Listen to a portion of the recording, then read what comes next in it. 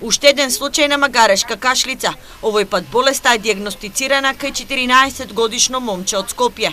По 3-месечното бебе од Штип, ова е трет случај на пациент заболен од ова инфективно заболување. Епидемиолозите апелираат родителите да имаат поголема доверба кон здравствениот систем, посебно во делот на имунизацијата.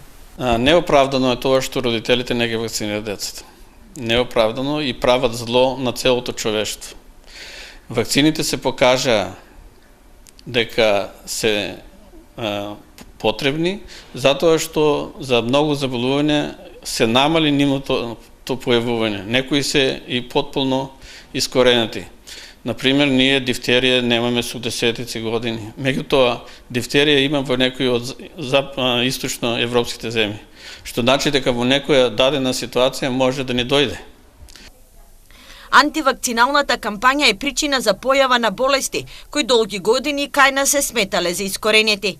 За среќа во градот Подисарот, покрај магарешка кашлица, појава на други инфективни заболувања кои претходно биле искоренети, засега нема. Кај нас барем во Штип такви нема, освен овие две случаи.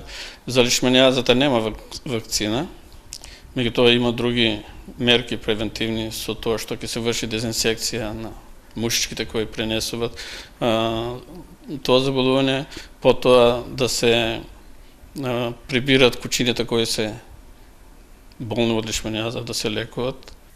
Вакцинацијата во Македонија е задолжителна. Доколку родителите не сакаат нивните деца да бидат вакцинирани, мора да потпишат писмена изјава, а истите ќе платат и глоба во висина од 300 евра. А истовремено во многодетните семејства се губи додатокот за трето дете.